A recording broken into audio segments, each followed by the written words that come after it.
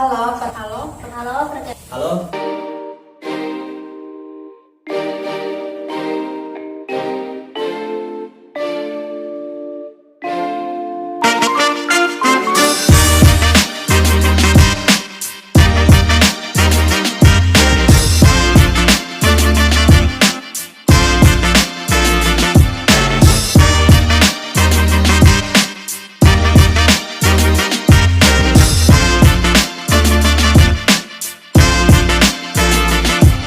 Perkenalkan, nama saya Devi Septiana Irianti. Rahmawati. Muhammad Firdaus Punjula. Kalisa Rasulina. Coba Anda jelaskan pengertian anak dengan hambatan majemuk. Anak dengan hambatan majemuk adalah anak yang memiliki hambatan lebih dari satu hambatan. Karena yang kita tahu anak-anak yang berkebutuhan khusus memiliki hambatan-hambatan seperti hambatan fisik, hambatan motorik, hambatan emosional, dan lainnya. Nah, hambatan majemuk ini anak-anaknya memiliki hambatan yang lebih dari satu. Misalnya kayak hambatan penglihatan dan pendengaran. Kemarin kan kita sudah nonton itu film The Miracle Worker.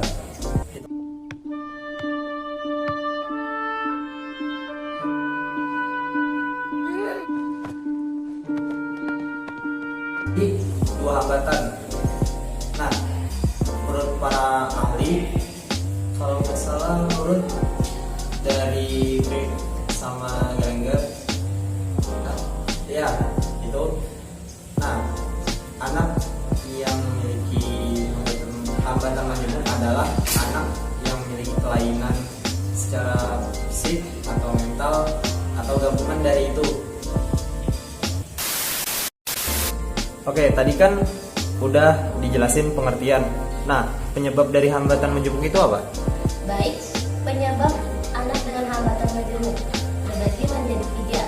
Pertama, prenatal, natal, dan postnatal, atau sebelum kelahiran, saat kelahiran, dan sesudah kelahiran. 1. Faktor prenatal. Pertama, karena saat mengandung ibu mengkonsumsi obat-obatan. Kedua, minuman alkohol, karena minum alkohol adalah minuman keras.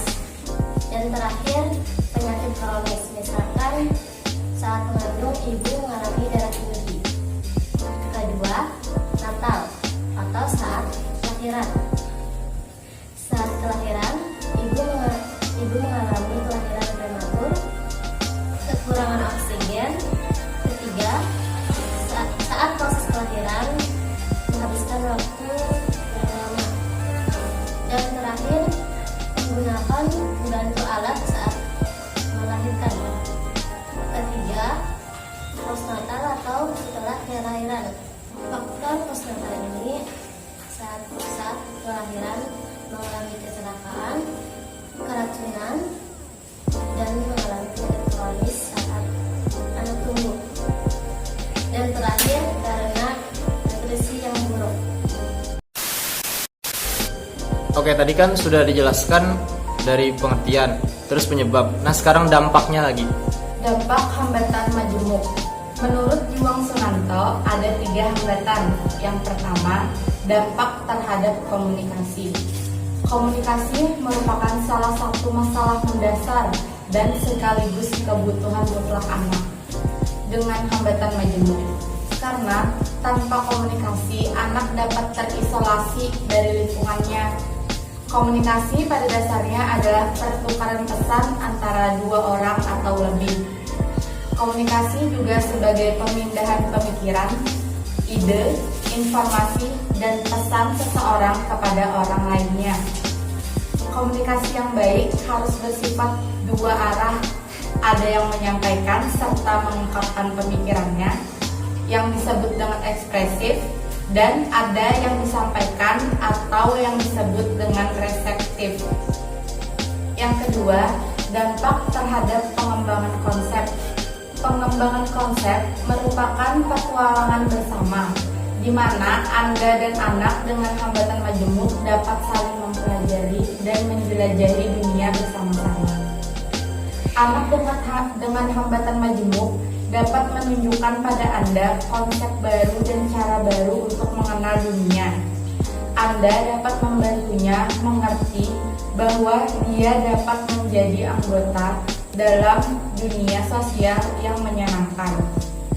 Konsep dapat berkembang melalui pengalaman bersama. Bersama-sama kita banyak mengenal satu sama lain dan mengenal dunia sekitar. Yang ketiga, dampak terhadap gerak. Hambatan penglihatan tidak mempengaruhi secara langsung terhadap perkembangan dan pertumbuhan fisik yang menyebabkan anak tunanetra mengalami keterlambatan. Karena anak tidak dapat melihat benda di sekitar. Anak kehilangan stimulasi visual yang dapat merangsang anak untuk melakukan kegiatan motorik. Banyak anak dengan hambatan majemuk mengalami keterlambatan pertumbuhan dan perkembangan karena faktor lingkungan. Orang tua sering memberikan perlindungan yang berlebihan dan kurang memberikan kesempatan pada anak untuk belajar bergerak atau melakukan aktivitas motorik. Oke, tadi kan habis dibahas tentang dampak. Nah, sekarang karakteristik hambatan majemuk itu apa ya? Karakteristik individu dengan hambatan majemuk menurut Desningro dibagi menjadi 3. Pertama, secara umum.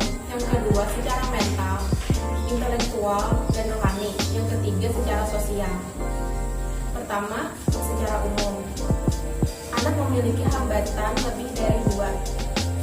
Kemampuan anak semakin parah bila tidak mendapatkan bantuan. Evaluasi dalam pembelajaran lebih sulit. Anak membutuhkan dan pemberitahuan yang terperinci. Yang kedua, secara mental, emosi, dan intelektual. Individu dengan hambatan majemuk, mereka seringkali mengalami kelainan intelektual, emosi, dan sosial, seperti emotional disorder, hiperaktif, gangguan pemusatan perhatian, rasa cemas. Yang ketiga, ciri-ciri secara sosial. Secara sosial, anak mengalami hambatan dalam melakukan aktivitas sehari-hari, terisolasi dalam kehidupan sehari-hari, kurang percaya diri, rendah diri. Terdapat karakteristik psikologis dan tingkah laku penyandang tunaganda sebagai berikut. 1. Ciri-ciri jasmani. 2. Ciri-ciri rohani atau mental. 3. Ciri-ciri sosial. Ciri-ciri jasmani seperti gangguan refleks, gangguan sensoris, dan gangguan motorik. Ciri-ciri rohani atau mental seringkali mengalami gangguan dalam kemampuan emosi seperti emotional disorder, hiperaktif, gangguan pemusatan perhatian, toleransi terhadap kekecewaan rendah, depresi, dan cemas. Ciri-ciri sosial seperti adanya hambatan fisik dalam melaksanakan kegiatan sehari-hari, rasa rendah diri, dan rasa kurang percaya diri. Oke, tadi kan sudah dijelaskan karakteristik hambatan majemuk. Nah, setelah itu coba jelaskan klasifikasi hambatan majemuk. Baik, klasifikasi hambatan majemuk menurut Farabi terbagi menjadi 2 berdasarkan tingkat hambatannya. Pertama, tunaganda tingkat ringan, yaitu mereka yang masih bisa dilayani di sekolah SD, inklusi atau SLB. Yang kedua, tingkat rendah, yaitu mereka yang bisa dilayani di sekolah di SLB, tetapi kurikulumnya dimodifikasi. Yang ketiga, yaitu tunaganda tingkat tinggi, yaitu adalah kelompok anak yang sulit dilayani lagi sehingga membutuhkan program pendidikan khusus. Oke, ini yang terakhir, gimana prevalensi anak hambatan majemuk? Berdasarkan pengalaman guru SLB, di setiap setiap sekolah ada anak yang mengalami hambatan majemuk.